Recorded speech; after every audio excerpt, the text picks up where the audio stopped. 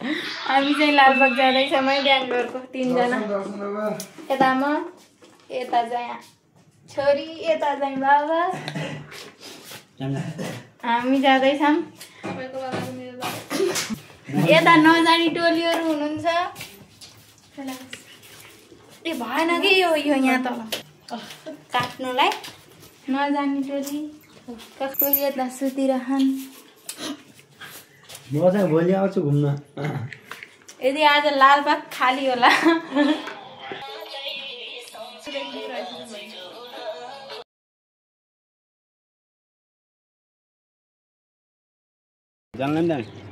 हामी त दिनको घुमेका घुमे उहाँ दिदी पनि हुनुहुन्छ।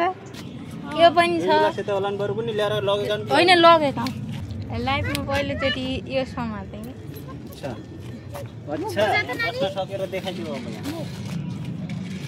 यसलाई पनि लाने हो घुम्न अर्कोचोटि। फास्टै बाइक आएको के सक्दैन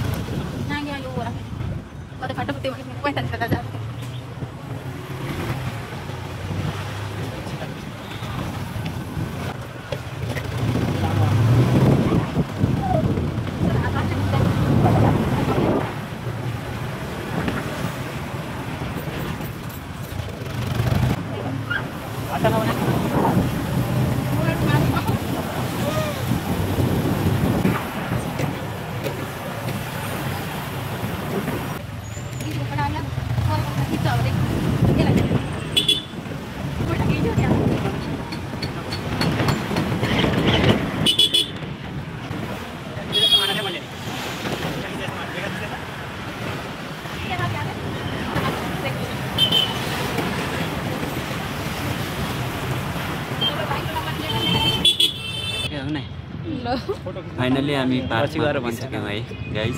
सबैजना लास्टसम्म भिडियो हेरेर साथ दिनु होला।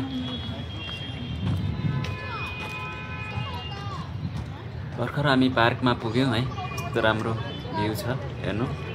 नरेलका बुढाहरू अनि जङ्गल पनि अब छोरी म पुगिसकेको थियो। त्यहाँ चाहिँ दोकान रहेछ, दोकान पनि है पानीहरू पाइन्छ सबै कुराहरू के पाइन्छ। हामी पुग्छौँ त्यहाँ। एकदमै रमाइलो छ ठाउँ। म त पुरै घुमाइदिन्छु पनि घुम्ने भए आउनु होला। भोलि बोल्छु फेरि म।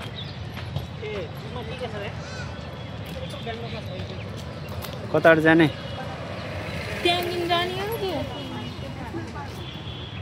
बाँसहरू पनि पाइँदो रहेछ यहाँ। बाँसको रुखमा चराहरू पनि बसेका छन् है। के पाइँदो रहेछ जाउँ। त्यहाँ अरू हरियो आँपहरू पाइँदो रहेछ। बुढीले खाम कि नखाम भन्दै उहाँको भन्दैछन्। उनको चाहिँ मुखबाट पानी रसिसकेको छ। बाँदर पनि आइरहेछन् है। त्यहाँ जनावरहरू पनि पाइन्छ।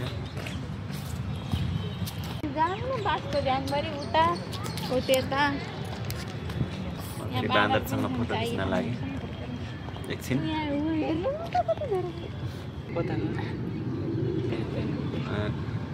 भित्र घुमाउनको लागि गाडीको पनि व्यवस्था छ। चस्मा घाम बढी लागेको थियो त्यो कारणले फेरि चस्मा पनि लाउँदा राम्रो होला।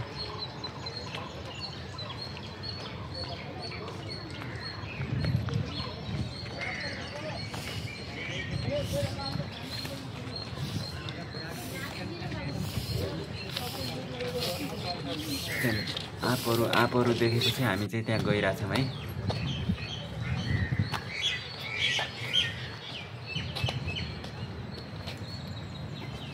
फुल लेना नमक लगाना फुल देना। आँपहरू फुल 150 एउटा पिस हो 50 को। वो प्लेट है, वो प्लेट को 50।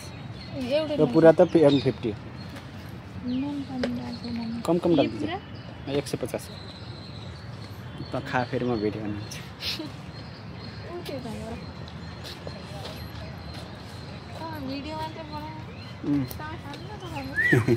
हेर्नु न भिडियोको चक्करमा मैले पैसा नै दिन बिर्सेछु हैन।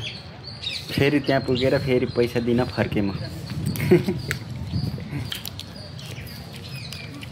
म्याङ्गो नुन बढी हाल्दैछ नि त। कहाँ बस्ने त? उता कतै उता बस्छौँ त्यहाँ। अन्त खाइदिउँ घाँस पनि चर्दा होला नि। छैन यहीँ बस्छौँ है त। जान्छ लास्टै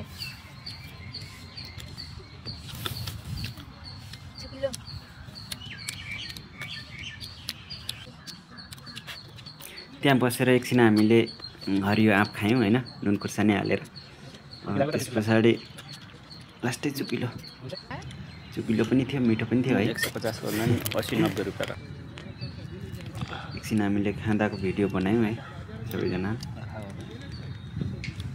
सबैजनाले खायौँ मिलेर चुपिलो आँप, हरियो आँप होइन। एकदमै मिठो लागिरहेको थियो कि। त्यस पछाडि खाइसकेपछि यो कभर कता फाल्ने भन्ने कुरा थियो। अब कभर चाहिँ पर डस्टबिनमा हाल्न चाहिँ यो बुढीलाई भने डस्टबिनमा त्यो कभर जताभावी फाल्नु भएन नि त।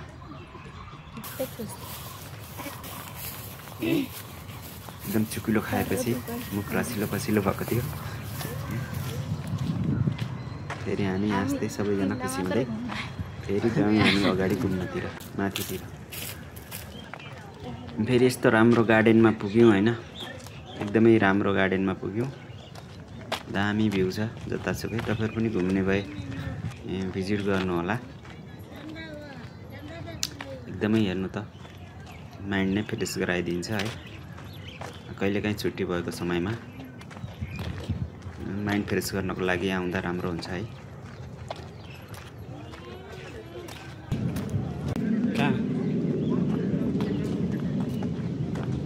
एउटा फोटा बनाम बनाउने र यो चाहिँ लालबाग पार्क हो है। अहिलेसम्म नाम किन भनेन भन्नुभएको होला।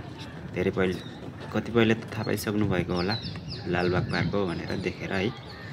लालबाग पार्क नै हो। कतिपय साथीहरूले नथाहा पाएको मान्छेहरूले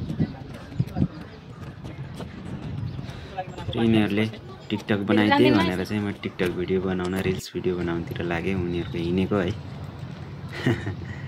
यिनीहरू हिँडिरहेछन्। भोलि केही एडिट गरेर बनाउँछन् होला सायद। अहिलेलाई चाहिँ मैले यस्तो खालको यिनीहरूको भिडियो बनाइदिएँ। खुसी भएका छन् है। नेउरी मुसाहरू पनि छन् है। एक ठाउँमा बसेका थियौँ हामी, नेउरी मुसा खेलिरहेको थियो। त्यसको पनि भिडियो बनाइहालेँ मैले। अनि त्यससँग मेरो नजिकै फेरि परेवा आएर हिँडिरहेको थियो पिजन है। परेवा आएको थियो। अन्त डाङ्ग्रे भन्छौँ हाम्रो गाउँतिर यसलाई। डाङ्ग्रे पनि नजिकै हिँडिरहेको थियो। एकदम छिटो भागिरहेको थियो कि। सबै जम्मा भइहाले हाम्रो नजिकै। नेउरी मुसा अनि परेवा, नेउरी मुसा पनि खेलिरहेको थियो। नेउरी मुसा, परेवा, डाङ्ग्रे सबै जम्मा भइसके। हाम्रो नजिकै बसेको चेयरमुनि नै आइहाल्यो होइन। नेउरी मुसा पनि डाङ्ग्रे पनि। त्यसपछि यिनीहरूको भिडियो बनाइसकेपछि फेरि अगाडि मुख हिँडेको भिडियो पनि बनाइदिनु पऱ्यो भनेर अगाडि हिँडेको भिडियो पनि बनाइदिएँ। लालबागको ढुङ्गामा पुगिसक्यो हामी।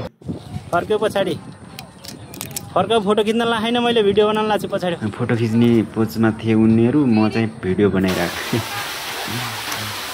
त्यहाँ पनि यिनीहरूको भिडियो बनाइसकेर फेरि हामी ढुङ्गादेखि तल गऱ्यौँ। दामी देखिएको थियो। त्यहाँ पनि फेरि मैले आफ्नै भिडियो बनाएँ सेल्फी स्टिकबाट है।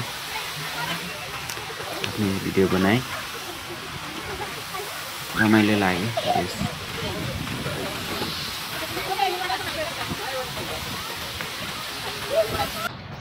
फेरि अर्को भिडियो बनाइदिनु पऱ्यो भनेर म्याडम अगाडि। त्यस पछाडि मैले आफ्नै फेरि सबैलाई सिन देखाउनु पऱ्यो भनेर लागेँ म। दामी गार्डन थियो। दामी गार्डन छ कि हेर्नु न। पुरै घुम्नको लागि मान्छे थाक्न चाहिँ थाक्छ है। मलाई त थाक लागिसकेको थियो। लगभग हामी साँझ भइसकेको थियो दिनभरि घुम्नको लागि घुम्दै है। लगभग हामी फर्किने टाइम भइसकेको छ। भन्दा त हामी लगभग अब हामी गेटतिर पुगिसकेका छौँ। अब हामी यति बेला अब घरतिर फर्किन्छौँ। सबैले हेरेर साथ दिनुभयो, सबैलाई धन्यवाद। Okay, by by.